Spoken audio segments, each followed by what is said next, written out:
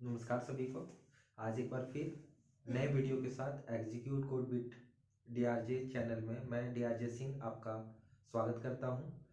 आज का जो हमारा टॉपिक है वो है कंपाइलर एंड इंटरप्रेटर। जैसे कि मैंने अपने प्रीवियस वीडियोस में कंपाइलर के बारे में डिस्कशन किया था, कुछ चर्चाएं की थी और उसमें हमने कहा था, हमने वहाँ पे बताया था कि हमारे जो आने वाले वीडियोस होंगे उसमें हम इसको और भी ज़्यादा एक्सप्लोर करेंगे आप लोगों के साथ और अधिक जानने की कोशिश करेंगे। तो यहाँ पे हमारा दो टॉपिक है, एक हमारा कंपाइलर है और दूसरा हमारा इंटरप्रेटर है। ठीक है, तो एक एक करके हम ज़्यादा समय नहीं लेंगे क्योंकि ये वीडियो बहुत ही ज़्यादा लंबा हो जाता है।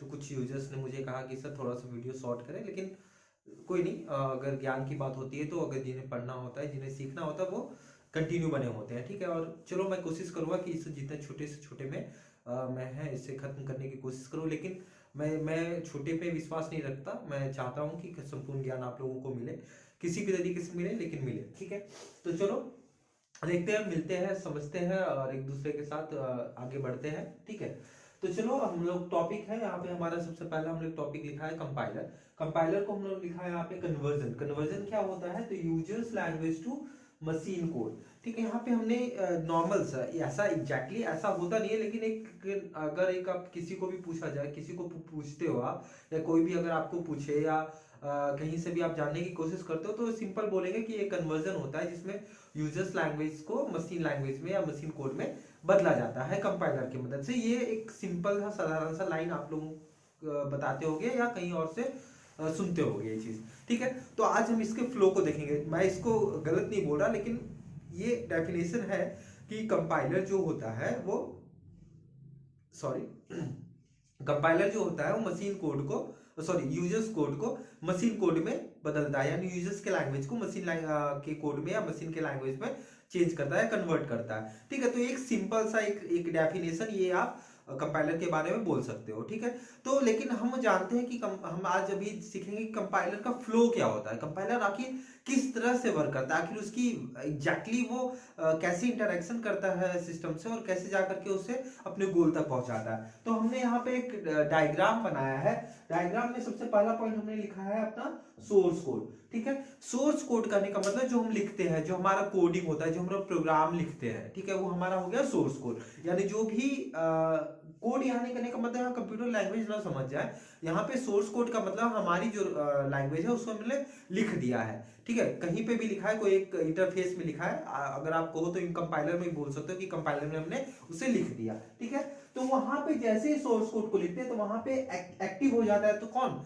तुरंत प्री प्रोसेसर। ठीक है, इसलिए आप लोग जो देखे होंगे कि जब भी कोई भी कोड लिखते हैं तो कोड को पहले आप कंपाइल करते हो, यानी वहां पे प्री प्रोसेसर जो होता है उसका, वो सबसे पहले एक्टिव होता है। प्री प्रोसेसर क्या करता है? यानी प्री प्रोसेसर जो होता है वो जो भी कोड होते हैं उसमें से जो भी कीवर्ड्स होते हैं, जो भी फंक्शंस होते हैं, जो पहले से प्रोसेस किए होते हैं, उन्हें एक्टिव कर देता है, उनके बारे में जानकारी इकट्ठा कर लेता है। ये आपका कोड के बारे में। अब बोलो कि जानकारी क्यों इकट्ठा करता है? तो अगर पहले से अवेयर रहेगा प्री प्रोसेसर कि इसमें कौन कौन से कीवर्ड्स यूज हुए हैं, जिनका मतलब क्या है, अगर ये पहले से प्री प्रोसेसर को पता होगा तो क्या होगा, डिकोड करने में, यानी जब कंपाइलर वहां पे आएगा तो कंपाइलर को डिकोड करने में आसानी होगी।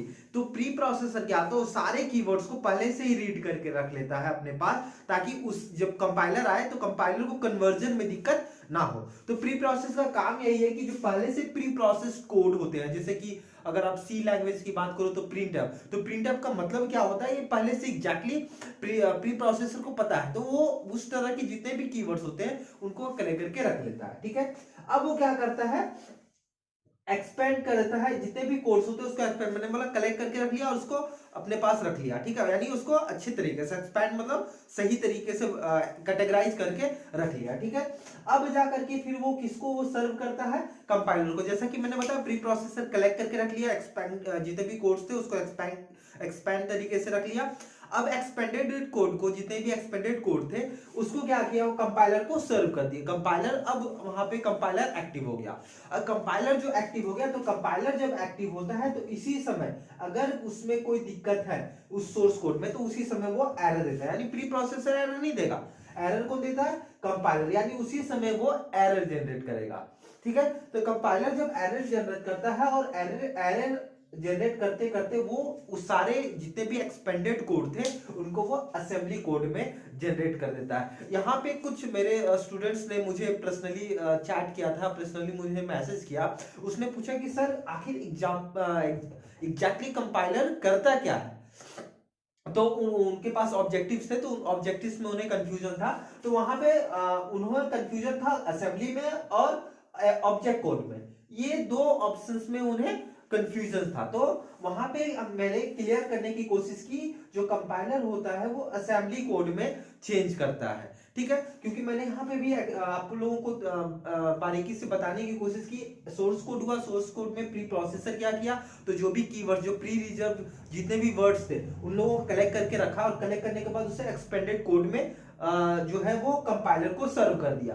कंपाइलर को जैसे ही वो एक्सपेंडेड कोड मिला तो वो जाकर के किस में चेंज कर दिया, असेंबली कोड में। यानी असेंबली कोड यहाँ पे होता है वो कंप्यूटर फ्रेंडली होता है, कंप्यूटर यानी मशीन फ्रेंडली होता है, यानी यहाँ पे 0 और 1 का काम जो होता है वो शुरू हो जाता है। तो जब यहाँ पे वो चीज हो गया, अब वहां पे आया असेंबलर। असेंबलर करने का मतलब उसे इकट्ठा किया गया, और इकट्ठा करके फिर उसे किसमें बदल दिया गया, ऑब्जेक्ट कोड में। तो यहाँ पे कंफ्यूजन क्लियर होते हैं कि कंपाइलर जो होता है कोड को असेंबली कोड में बदलता है, और असेंबलर जो होते हैं उसी कोड को किसमें बदलते हैं, ऑब्जेक्ट कोड में बदलते हैं। तो यहाँ पे कंपाइलर को अगर कंपाइलर किसमें बदलता है, अगर ये क्वेश्चन पूछा जाए तो वहां पे हम लोग असेंबली कोड को ही सही चुनेंगे, ठीक है।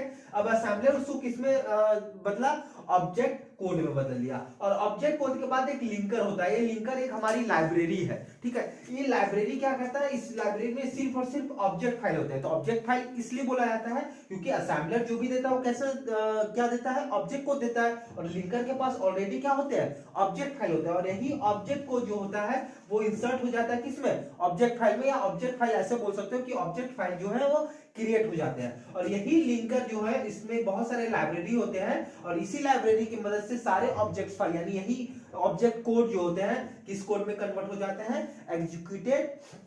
एग्जीक्यूटेबल कोड में। और यही एग्जीक्यूटेबल कोड जो होते हैं, जो एग्जीक्यूटेबल होते हैं यानी कंप्यूटर के द्वारा एग्जीक्यूट करने लायक होते हैं, उनको फिर वो कंप्यूटर एग्जीक्यूट करता है और हमें क्या देता है, आउटपुट देता है। तो ये क्लियर हमारा जो प्रोसेस और वर्क फ्लो हुआ, वो वर्क फ्लो हुआ हमारा कंपाइलर का। एज इट इज इंटरप्रीटर भी वैसे ही काम करता है। इंटरप्रीटर कंपाइलर के बिना कुछ नहीं है।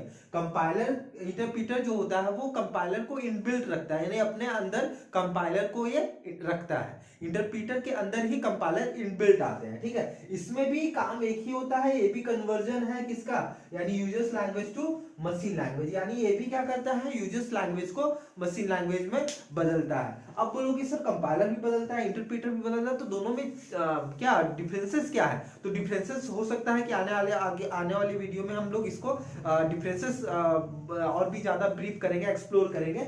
लेकिन हम अभी बताते हैं कि कंपाइलर है कि मान लो कि सोर्स कोड आपने लिखा, ये मान लो ये कुछ लाइनों का सोर्स कोड है, ठीक है।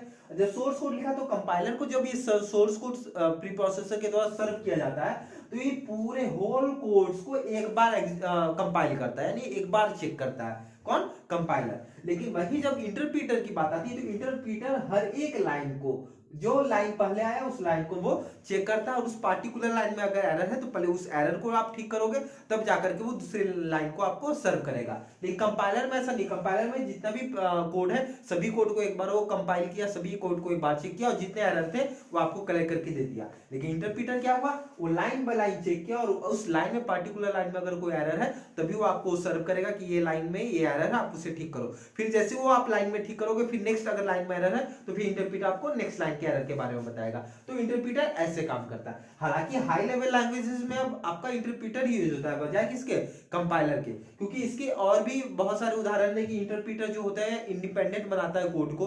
किसी भी अगर सिस्टम में जाओ तो कोड को आप इजीली रन कर सकते हो, यानी इंडिपेंडेंटली रन कर सकते हो, तो इंटरप्रीटर की मदद से होता है। तो आगे जो भी हम जब प्लेलिस्ट पढ़ेंगे और भी जब जावा वगैरह पढ़ेंगे तो उसमें एग्जैक्टली हम पढ़ेंगे कि इंटरप्रीटर का एग्जैक्टली वर्ड क्या है, मतलब मतलब वर्डिंग क्या है, उस पर वो काम क्या करता है इंटरप्रीटर, और जानने की कोशिश करेंगे कि इंटरप्रीटर का फ्लो कैसा होता है। अभी मैंने थोड़ा सा ब्रीफ करने की कोशिश की इंटरप्रीटर के, हालांकि ये थोड़ा सा कम है, लेकिन मैंने कोशिश की कि इसको मैं पूरी तरह से आपको बता पाऊं। यहाँ पे भी मैंने लिखा है सोर्स कोड, इसमें सोर्स कोड जो हमने लिखा वो सोर्स कोड हो गया। और ये एक पूरा का पूरा एक एरिया जो है इंटरप्रीटर के द्वारा कवर किया जाता है, जिसमें कंपाइलर होता है, बाइट कोड होते हैं और वर्चुअल मशीन होते हैं। ठीक है, ये पूरा जो पार्ट होता है वो इंटरप्रीटर का पार्ट होता है। ठीक है, जैसे कि कंपाइलर का एग्जीक्यूशन यहाँ पे आपको पता है, कंपाइलर को क्या मिलता है, प्री प्रोसेसर के द्वारा सर्व किया हुआ मिलता है। तो जस्ट सेम यही प्रोसेस यहाँ पे भी होगा, सोर्स कोड कंपाइलर तक पहुंचता है, कंपाइलर से फिर इंटरप्रीटर के जो यहाँ पे जो भी पार्ट होते हैं, इसमें वो किस में चेंज होता है, बाइट कोड में चेंज होता है। यानी इंटरप्रीटर जो होता है इसी बाइट कोड के जरिए, जो मैंने बताया कि किसी भी सिस्टम में इंडिपेंडेंटली कोई भी कोड रन करे तो किसकी वजह से करता है, तो इंटरप्रीटर की वजह से करता है, और इंटरप्रीटर उस कोड को किसमें चेंज करता है, इसी बाइट कोड में। और यही बाइट कोड जो होता है कोड को ऐसा बनाता है ताकि वो किसी भी सिस्टम में आपका रन कर जाए। ठीक है, जैसा कि मैंने बताया, यहाँ पे देखो, यहाँ पे एक वर्ड लिखा हुआ है वर्चुअल मशीन। ये भी एक लाइब्रेरी है, किसकी तरह, लिंकर की तरह, लेकिन ये इससे ज्यादा ही कहो तो एडवांस्ड है, और इसके अंदर इनबिल्ट लाइब्रेरी जो होती है वो एडवांस होती है। ठीक है, इसमें क्या होता है, बाइट्स को उसको सर्व कर दिया जाता है, किसको, वर्चुअल मशीन को, वर्चुअल मशीन में। और जब बाइट कोड वर्चुअल मशीन में मिलता है, जैसे ही मिलता है तो वो क्या कर देता है, उसको रनिंग कोड में, यहाँ पे मैंने एग्जीक्यूटेबल नहीं लिखा, मैंने रनिंग कोड लिखा। रनिंग कोड इसलिए क्योंकि ये मशीन इंडिपेंडेंट होता है, यानी जैसे ही कोड इसके अंदर गया तो रनिंग स्टेज में आ जाता है, इस वजह से इंडिपेंडेंटली वो किसी भी सिस्टम में आसानी से रन कर जाता है। तो इंटरप्रीटर क्या, ये देखो, ये कंपाइलर और इंटरप्रीटर दोनों में क्या हुआ है, दोनों क्या करते हैं, सोर्स कोड लेते हैं, लेकिन ये किस में बदला, एग्जीक्यूटेबल में बदला, और ये किस में बदला, रनिंग कोड में बदला। तो बस डिफरेंसेस थोड़े से हैं, अगर हम देखते हैं नेक्स्ट वीडियो में हम इसके टोटल डिफरेंसेस को जानेंगे। बस ये आपको जानना है कि कंपाइलर क्या होता है, तो कंपाइलर क्या करता है, यूजर्स लैंग्वेज को मशीन लैंग्वेज में चेंज करता है, तो होल कोड्स को करता है, यानी होल सोर्स कोड को एक बार ये चेक कर। Sorry for interruption. हाँ, जैसे कि हमने बताया कि कंपाइलर जो क्या है, कंपाइलर क्या करता है, ए बी कन्वर्जन है, और इंटरप्रीटर भी क्या है, ए बी ए कन्वर्जन है। लेकिन कंपाइलर क्या होता है, वो पूरे सोर्स कोड को एक बार चेक करेगा, और इंटरप्रीटर क्या करेगा, वो जितने भी सोर्स कोड में जितने भी लाइंस होंगे वो हर एक लाइन को एक बार चेक करेगा, और अगर उसमें एरर है तो आपको बताएगा कि ये एरर है, आप इसको ठीक करो।